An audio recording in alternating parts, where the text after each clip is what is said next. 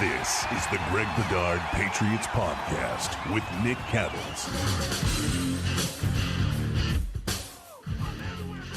Hey, everybody. Welcome into the Greg Bedard Patriots Podcast with Nick Caddles, who's not here today. Gave him the weekend off. Our podcast is a proud member of the CLNS Media Network. We are brought to you this week by Gametime. Take the guesswork out of buying tickets with Gametime, especially with the NBA playoffs getting ramped up. Download the Gametime app, create an account, and use code CLNS for $20 off your first purchase. Download Gametime today. What time is it? Gametime. Okay, so draft week is finally here. Thank goodness. Can't wait till it's over, to be honest. And I say this every year. Look, I understand. Like, for fans, the draft is cool. You get to talk about it. You get to play amateur GM. I was you guys at one point in time where when I was that little Dolphins fan and I thought I knew better than Don Shula and Jimmy Johnson and everybody else about who they should draft, the guys that I'd seen in college football play that year, all that stuff. I understand it. To me, I come from it from a different perspective. As a media member, I just have realized over the years how little information that I have, that these NFL teams have at their disposal, especially when we're talking about the internal makeup, football character, off-field concerns of these guys. I mean, we can all look at the film and grade these guys, but at the end of the day, that means a lot. But I would say the other stuff that we don't know about, how these guys are going to transition to being professionals, their, like I said, their internal makeup, their competitiveness, how much they love football. Those of us at home, especially me, I have no idea. I mean, I certainly know some things about some guys, but there's so much that I don't know. And I hate giving an opinion on something where I don't have a great knowledge level. And the draft is one of those things. I mean, I'm there are a lot of people who love the draft and write about it nonstop, do mock drafts nonstop. Me, I'm more of like, whatever team I'm covering and whoever's in charge of personnel and the head coach, they're in charge for a reason. They have experience. They have all this information. They get to pick who they want. I'm not really going to complain about it. I mean, sure, I might flip out or might be angered when over the past couple of years, the Patriots failed to really invest in the offensive tackle position. And now we see where they are. But in terms of who they pick, they're entitled to do that. And I'm not going to rip them.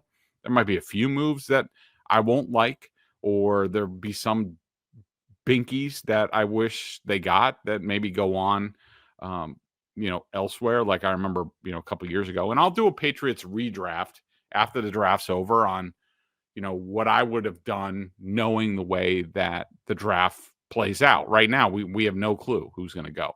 We have a good idea who's going to go in the top three, but I wouldn't say it's 100%. But after the fact, we'll know. We'll know exactly what players were on the board. And I'll do my annual redraft. A few years ago, I gave Isaiah Pacheco to the Patriots in the 7th round. And, of course, he goes to the Chiefs. And, we know what he's done. So draft week is here. Like I said, I can't wait till it's over because I want the Patriots to pick the players and let's go. Let's see them on the football field. I think the first time we get an opportunity to see them, it's kind of late this year. Vrabel kind of doing Belichickian things. I want to say it's like May 20th, somewhere around there. And the mandatory mini camp is in early June this year, second week in June, I think. And then I'll have a better idea of what's going on with this new program, the new players, where they fit, like all that stuff. But it's high time for me to do a mock draft. I will probably do some form of one again for draft day for Thursday, whether that's just a first round or it could be another first round plus mocking the other picks that the Patriots have. So we'll see how that goes. But let's go. I released it on Boston Sports Journal today. It's Easter Sunday. Hope everybody's having a great day. If you celebrate on Sunday, April 20th, I released it this morning. BSJ members get my full comments.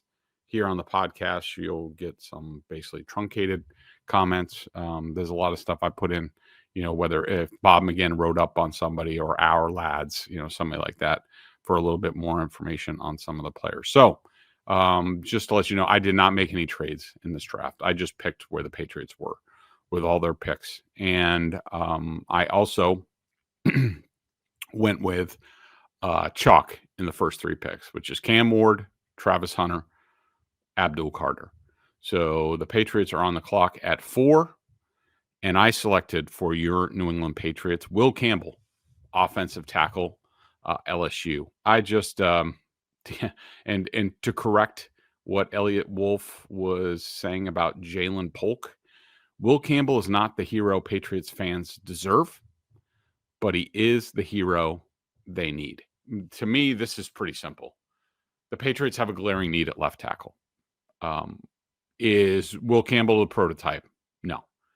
Is there a chance that he ends up being a guard for the bulk of his career? Yes. It is what it is. It's not perfect. This draft isn't perfect. You can't pick the draft. You can't say, well, I'm only going to, pick if there's some sort of franchise left tackle at 4. It's just not there this year, and so it is what it is. I mean, the Patriots, the way I think about it and talking to people around the team, they cannot, in my mind, they can't afford to pass on a tackle at 4 and hope to get one by trading up or at 38. Like they've done that too many times. They can't do it. They have to bite the bullet. And, to me, Campbell is good enough. He's not exactly what I'm looking for. Could you argue that other guys are better, like Kelvin Banks or is it, Simmons or whoever? Yes, you could. But, where the Patriots are right now, I think that Campbell is the best that they can hope for. Again, to me, it's very simple. The Patriots have a glaring need at left tackle. You plug Will Campbell in there for let's just say his first year. You now are upping the level of this team. You now see how they can have a functioning offensive line and a good offense. Vastly improved over last year. If you take, let's say you take Tyler Warren or Ashton Genty or Jalen Walker, the defensive end, there's way too much risk involved that you're going to be able to trade up and get one of these guys later in the first round. I mean, maybe the Patriots have, deals set up where that's what they're going to do. I mean, if you told me right now, would it shock me if they took Tyler Warren at 7 and then traded up in the bottom of the first round and took, one of these tackles? No, it wouldn't surprise me. To me, that would probably be the best thing to do. I'm just not taking the chance anymore. They've screwed this up too many times, whether it's Bill Belichick or Elliot Wolf. I'm not waiting. I'm not hoping. Will Campbell, you plug him in at left tackle this year, I think he gets you by. If Brandon Coleman, a 3rd-round pick, can be plugged in at left tackle for the Commanders and then go to the NFC Championship game last year, and now he's moving inside. They traded for Laramie Tunsil. Like, if Brandon Coleman can do that, Will Campbell can do that. And to me, that is the best path forward for the Patriots. Just take Will Campbell. He has the highest floor imaginable. He's a great leader. He's smart. He's tough. He's good. Is he perfect? No. Do I think he can handle it and adjust? Yes. And, if you have to kick him inside a year or 2 down the road, so be it. Okay? I mean, the Patriots have to get better. If they can't risk. I mean, people will say, well, what about Simmons from Ohio State? He could be the best guy. Yeah, but he's also coming back from injury, and a serious knee injury, the patellar tendon, that a lot of big fellas, it's not always 100% how they come back. And I'm not risking that right now. I'm not. I mean, I like Banks. I like these other guys, and we're going to talk about another one in a second. But I am going with Will Campbell, knowing that He's going to be a damn good NFL player for a decade plus. He's going to be a leader on my team. Hopefully, he's my left tackle forever. Him and Drake May are Batman and Robin, and along with, some other people that they add to this team. Yeah, I am going with Will Campbell, and I'm not blanking about it. I'm not going to be disappointed. I'm not going to throw a temper tantrum because he's quote unquote not worth the 4th overall pick. That's not what this pick is about. This pick is about making the Patriots better. Will Campbell makes the Patriots better. So now we go down to the 38th pick in the 2nd round. And this was one of the mock drafts I did. This guy was here. My top 4 or 5 picks, they were all surprised me that they were available in this online mock draft that I did. Hey, what are you going to do? You can only play the hand that's dealt to you.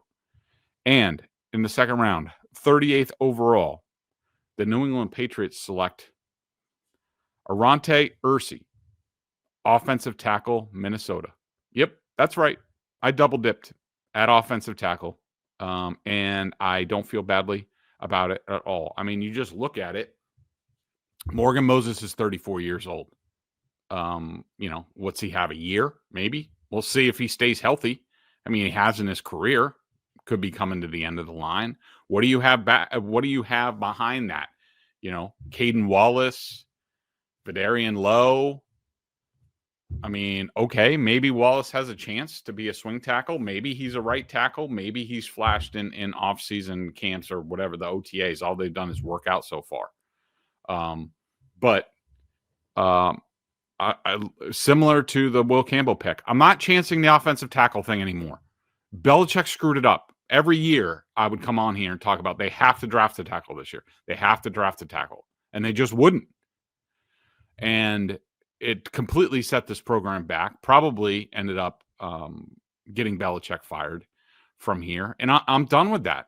And I think that a credit to Mike Vrabel and all the guys on the Patriots. I think they've done a good job building up this team, building up the talent level, especially on defense. We know that they're missing some things on offense. But I can't pass on another tackle here. And it might not. Ersery might be gone in the 1st round. I think he will be. But somebody among Josh Connerly, Josh Simmons, Anthony Belton, Ozzie Trapillo from BC, one of those guys could be there in the 2nd round. And if the Patriots think it's value, like I know that Ersery is value at 38, then I think they should take him. And look, this selection covers me in a few different ways. Ideally, I've just drafted my bookend tackles for the next 10 years. Will Campbell on the left, Ersery on the right. Ersery is a big dude. Both of these guys are big dudes. Ersery's a little bit bigger, a little bit longer arms.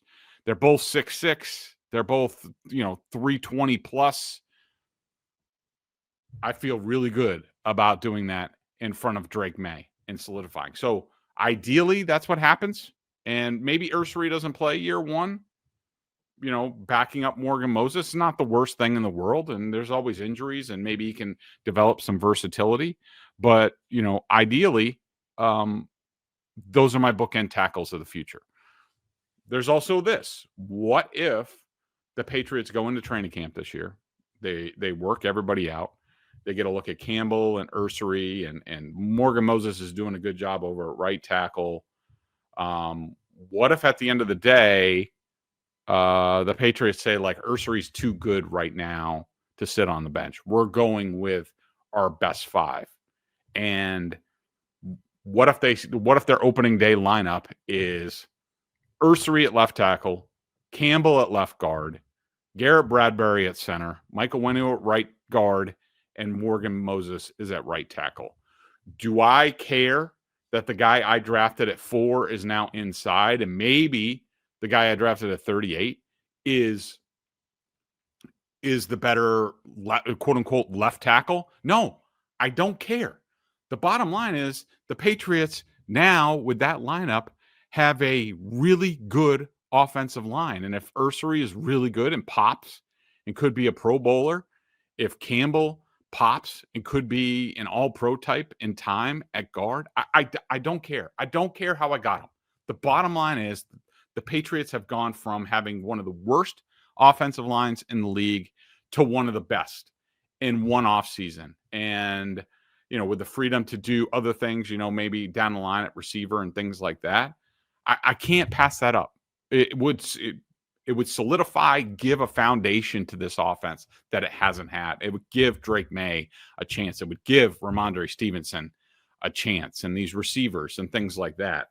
Like, to me, if you want the Patriots to compete as soon as possible, drafting 2 offensive linemen, and I would be open to a center somewhere down the line, not this high, but I would have loved to have come away with a center. I don't think I do in this draft, but you give me 2 guys that could start as rookies and improve this offensive line, I feel really good at the end of the day about that. We will get back to the rest of the mock draft in just a second, as soon as I tell you about Gametime.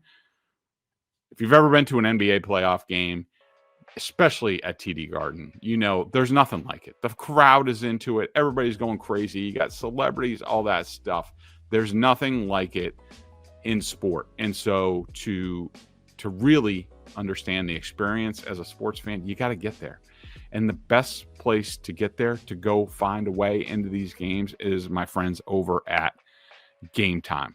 Gametime makes getting tickets faster and easier, even for hard-to-get playoff seats. Prices on the Gametime app actually go down the closer it gets to tip-off.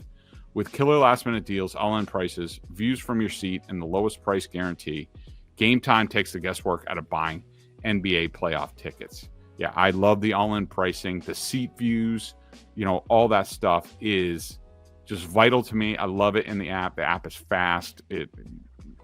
I can't say enough about the app and how well it plays for those of us at home trying to get in the games with our families, our kids, our wives, like all that stuff. Take the guesswork out of buying tickets with Gametime Picks.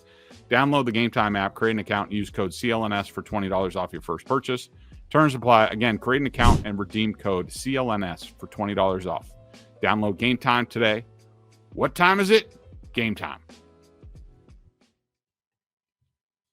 Okay, so I went offensive line with my first 2 picks as the general manager of your New England Patriots. Where will I go in the 3rd round, 69th overall? Offense again, not the offensive line, though. The Patriots select Mason Taylor, tight end, LSU. This is a kid I've had my eye on for a while. Probably no secret around here that I covered his father, Jason, with the Miami Dolphins, and his uncle, Zach Thomas. And I knew his mother, Katina. Great family they come from. Really caught my eye at the Senior Bowl when he was able to do a few more things. There were a lot of really good tight ends down there. This is another pick, and I'll say this a lot. There's another pick where I could not pass up the value. And, I think he's 6'5", 252, really smooth, hand catcher, willing blocker. LSU didn't really use him the way he should be used. Not a whole lot of down the seam, vertical routes. I think he would be a natural in Josh McDaniels' offense. I think he would be great. We know that Hunter Henry's not getting any younger.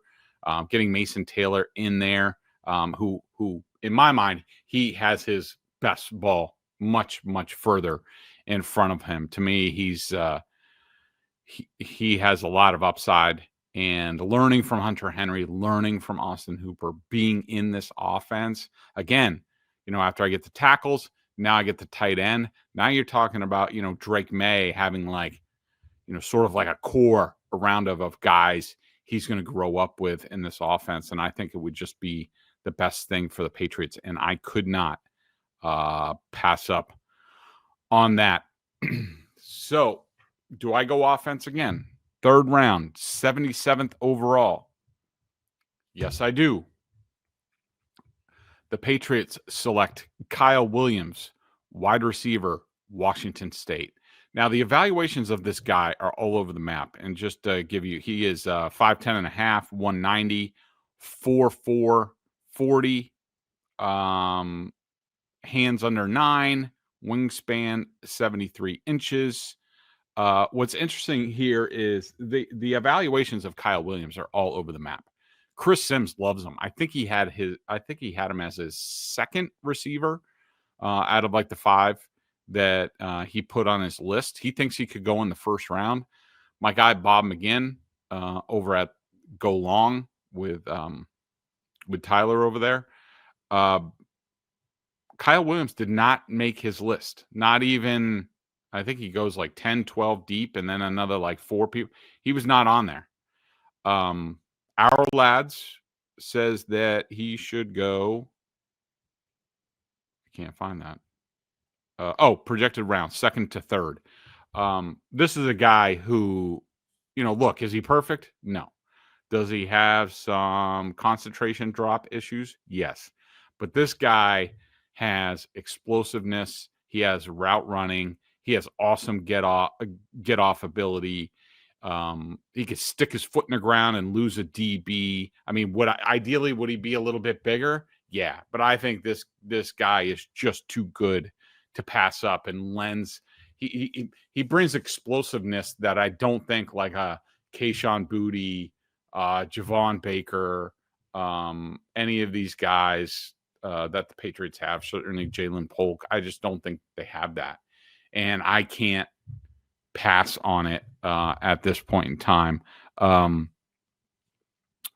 I wanted to read a little bit of what our lad said. He is a playmaker who can create something out of nothing and outrun angles of pursuing defender, get off, puts pressure on defensive backs, reaches his top speed in an instant. This shows up on film. He really gets up to speed and has several examples of growing vertical separation, tracks the ball over his shoulder with balance and boundary awareness, does not waste time post-catch, gets north in a hurry, creates from scratch, makes plays with speed, toughness, physical nature, lacks the radius that can get covered up in traffic, too many focus drops, and has small hands. I just can't pass up Kyle Williams. I think he's really good. I think he's been mentioned a little bit during the process, but I think he's great. Now we are into the 4th round. I'm sure the Patriots probably would have gone defense by now. Is Greg Bedard? No. 4th round, 106th pick overall. The New England Patriots select R.J. Harvey, running back, UCF. One of my favorite players in this draft process. Stood out at the Senior Bowl. The dude is just quick, moves all over the place. Good acceleration, can take it to the house. Ability as a pass catcher. To me, he is the type of guy who can serve as that Patriots pass back for right now. And let's see what he does to develop in the future. He is, he is 5'8", 205, 4'40", 9-inch hands.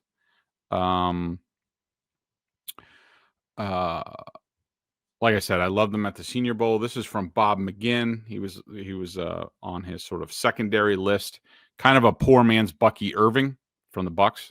I don't mind that. I think Bucky Irving is terrific. Kind of built the same way. Really like his demeanor. Compact guy. He's shown that he can catch the ball out of the backfield. He'll be a solid, efficient, productive number 2 back that can ascend into a heavier role with more experience. I like the Arlad's write-up.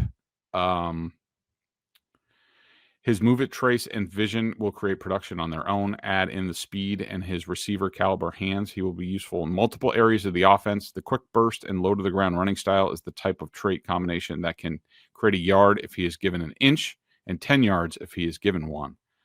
He may not be complete enough to be a top back for a team, but as a complementary piece, his value can be the difference maker an offense needs. Well-built lower half can hide the sheer size shortcoming. Quick in a phone booth with a burst to create sudden separation from defenders. Has the final gear to get away from real NFL speed. Rarely gets caught from behind. Tough and hard nose. Excellent hands. I mean, it sounds like something the Patriots have been lacking for a while and would be a great compliment down the line for the Patriots. And so I go with him. 5th overall, 144th overall. I finally go defense. The pick, J.J. Pegues, defensive tackle, Ole Miss. Again, couldn't pass up the value here. This is some kind of athlete who's played all over the place. Originally came in as a tight end, would be a perfect rotation guy behind Milton Williams and Christian Barmore with upside. Our lads has he's 6'2.5", 309. He is projected. They have projected around 2 to 3. I do not think McGinn has a write-up. Was at Auburn. He was used as a fullback and wildcat at Mississippi. I love him. He's not perfect, but I think he would really fit the system. He can gap penetrate, all that stuff. I think he would be great here. 5th round, 171st overall. The pick, Cody Lindenberg, linebacker, Minnesota. This kid, I just want to make sure they're covered at linebacker. Who knows what happens with some of these guys that they brought in. This write-up sort of says it all. From Bob McGinn, he is 6'2.5", 236, 4.73.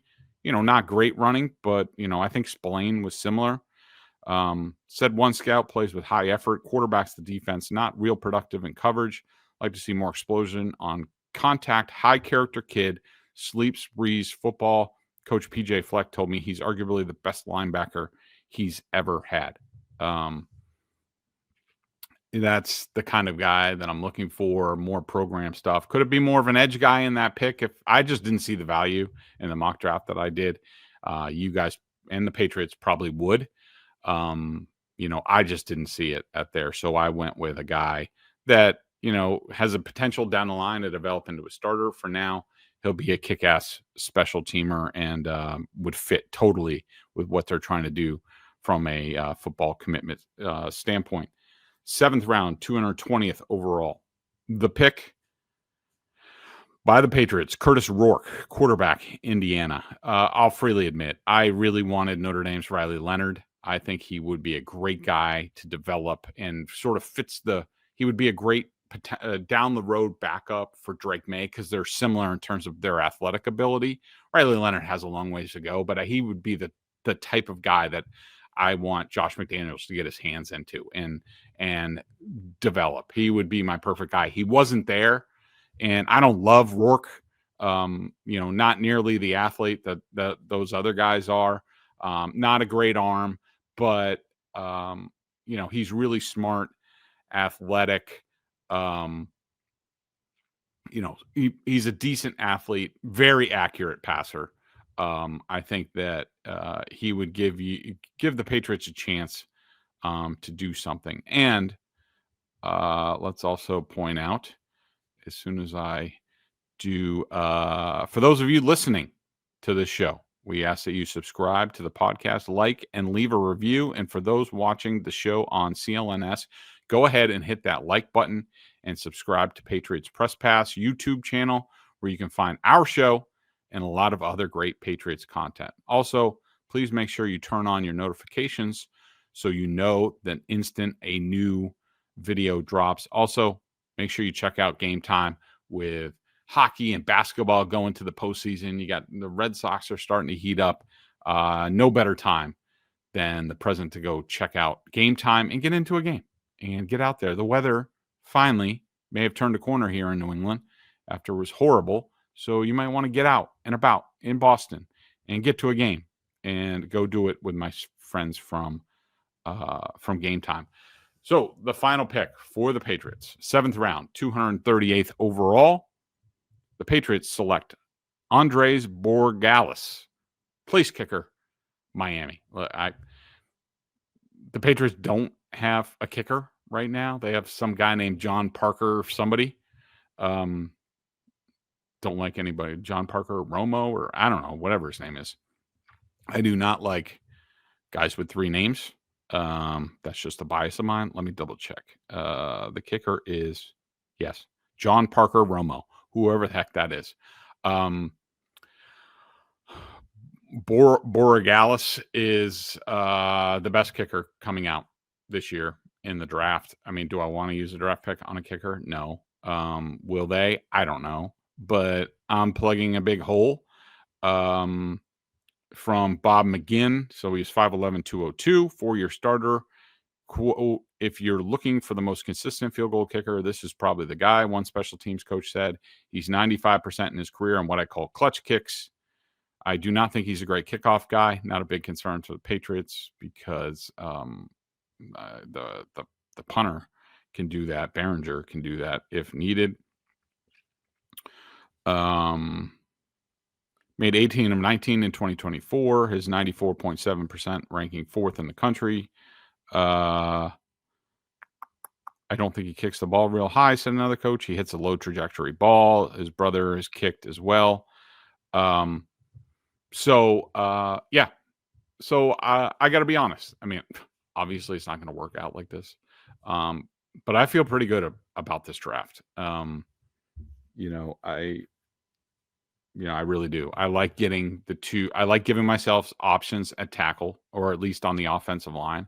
I have the potential to add 2 rookie starters on the offensive line in front of Drake May. I feel really good about that. 2 potential weapons for Drake May and a little bit of depth other places. I feel really good about it. Like I said, I will probably have another one on Thursday before the draft kicks off. Probably a first round. I'll do a first round mock. And that will be my final projection for what the Patriots do. Could I pick somebody else and trade into the bottom of the first? I could. Can't wait till it gets going Thursday night. Let's get this over with. Let's get the 2025 Patriots assembled and on the field, and let's go. So thanks for listening, everybody. I will see you next week with Cattles a couple times. We'll see what we're going to do and dropping in on some CLNS podcasts or shows like during the draft. We'll see how it goes. Thanks for listening. Make sure you subscribe, rate, and review, all that good stuff. We really appreciate it. And have a great day.